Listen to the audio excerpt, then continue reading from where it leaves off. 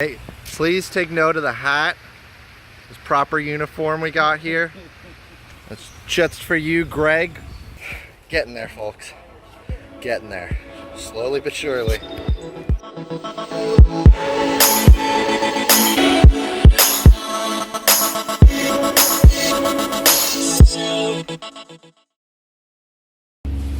All right, well, it is day 3. Oh, wow. Day 3 out here in Deptford, New Jersey at the 26,000 gallon koi pond. And I am back here with this plumbing that we had leaking earlier. So that clip right there from the previous video.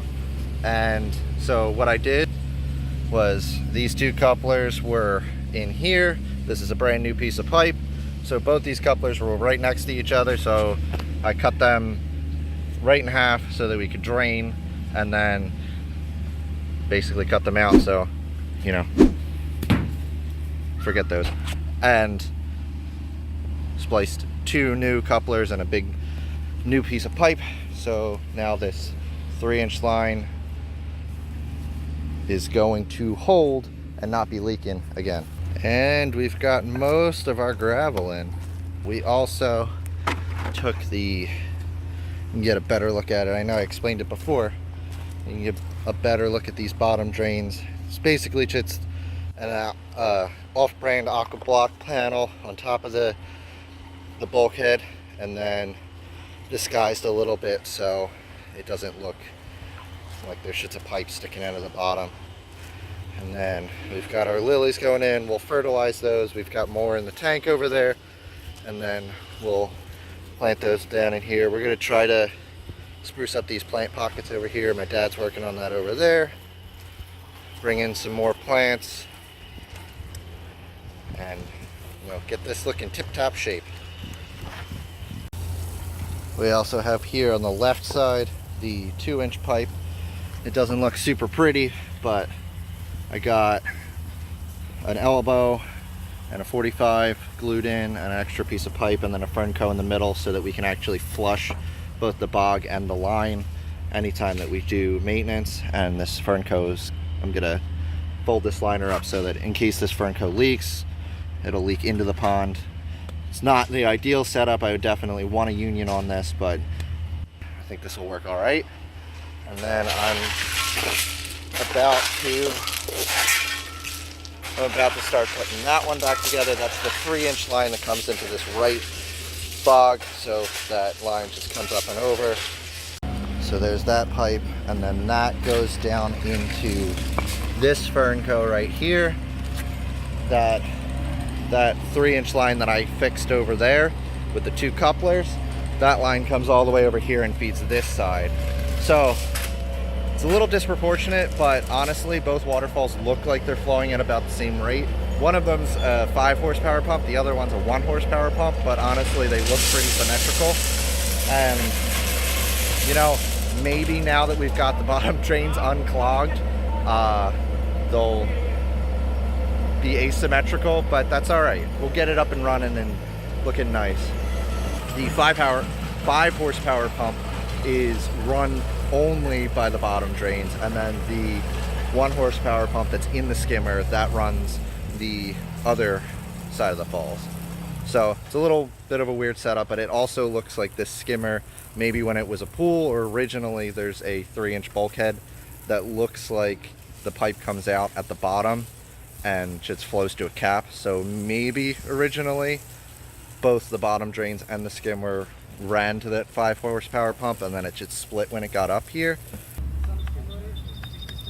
All right, so that's all nice and tightened down. So this flex pipe goes to the fernco, and the way that the ferncos work is it's just a rubber fitting that clamps down onto the pipe. It's not super great because it always has the chance to flex and pop off, but you want to make sure that you get these as tight as possible. So I got that real nice and tight, especially the amount of water that comes through here.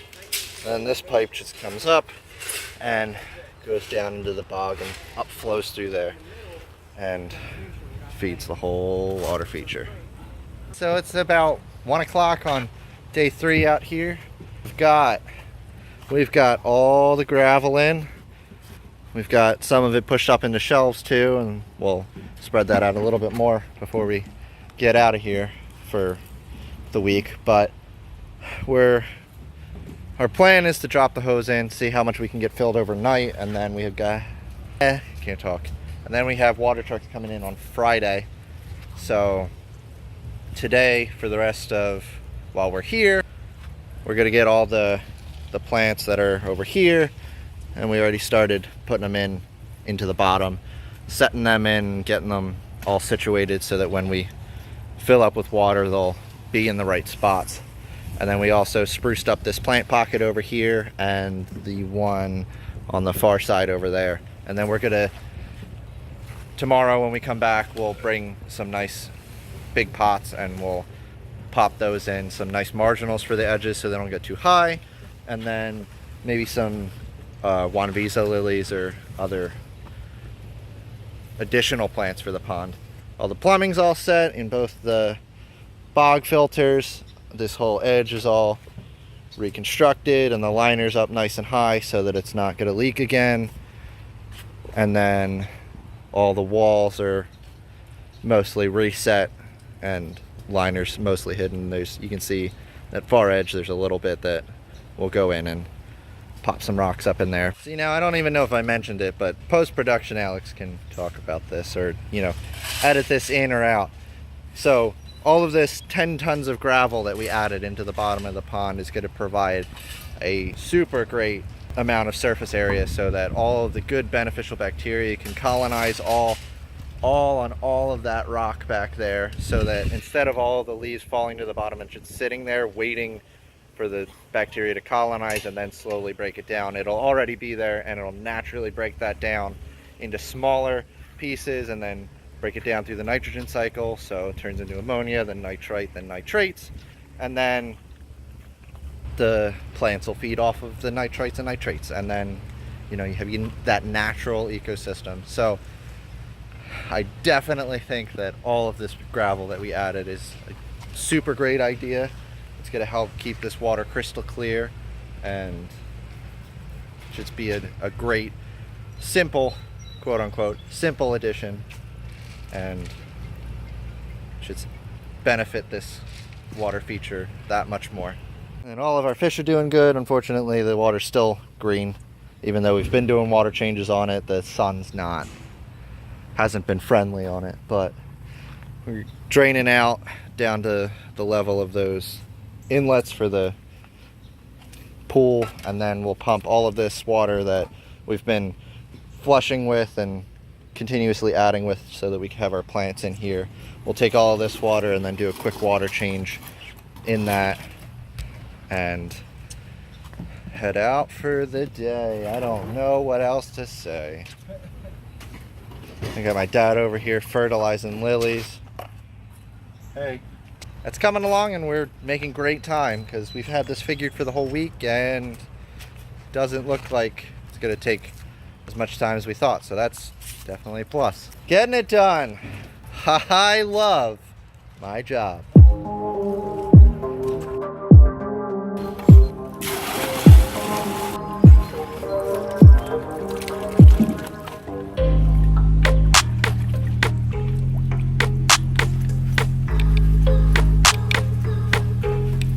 Hello and good morning. It is Alex here from Landvista Aquascapes. We're out back in Deptford at Auletto Caterers. Give you a little peek of the waterfall there. Not going to show you the whole thing yet, but so we're out here. The pond's all running, all great, and all set up. It's still a little murky, has a little bit to clear up, but we are out here this morning. My dad is out getting rock. We're going to build a fish cave in this pond, and then we all have some rescue koi that we are giving to them. So we got this guy, nice doitsu, and then this guy over here. So basically what we're doing with these is we have them in little Rubbermaid containers over here. We have them in the little Rubbermaid containers, and we're going to, every 5 minutes or so, dump a bucket of the pond water in them so that they can get acclimated to both the temperature and the parameters of the water that they're going in from the water that we brought with us from the tank that they were in. So we'll do that every 5 minutes until they're up to the same parameters. We'll constantly check the pH on both of them, and then once the pH and the temperature matches in both, we'll put the fish directly in and not put any of that water that they got transported in into the pond. So that's where we're at right now, waiting for my dad to get here, and then we'll start building some fish caves. Like I said previously, we've got a couple marginals in here now. So we've got rotella, we've got, I believe that's butterfly weed right here. There's a variegated grass, and then all this ground cover that's over there was already here when we got here. There's some Phragmite mixed in with that, but we pulled basically as much as we could without disturbing all of this ground cover. And when we do maintenance on this, we'll pull that as well. We've got all of our plants down in the bottom. We've got a lily there, a lily here, the lotus right there, another lily, another lily. There's basically lilies all over the bottom of this. You can see all the fish schooling and coming up to the top over here. Let's see if I can get you a better angle of that. We got my dad and Ross over there starting to build the fish cave. Basically, there's two little terracotta pipes or chimneys that the owner had originally for a fish cave. So what we're gonna do is we're gonna put both of those down, and then we've got this big flat rock that we're gonna put across both of them.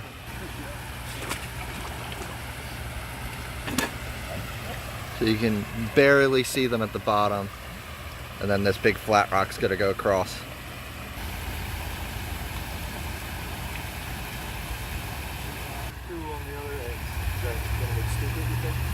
No, I think that'll stabilize those two so they don't fall off of the edges. And hide the terracotta a little bit more. Exactly. You got it.